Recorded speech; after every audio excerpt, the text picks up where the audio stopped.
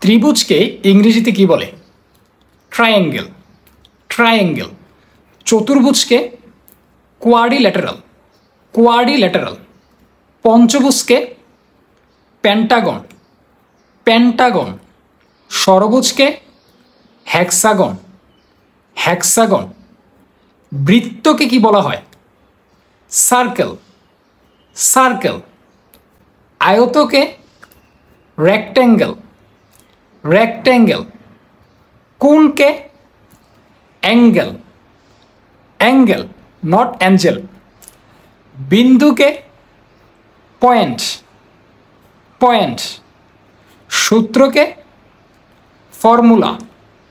Formula. উপপাদ্যকে theorem. Theorem. তাহলে বলুন যে জ্যামিতি এর ইংরেজি কি?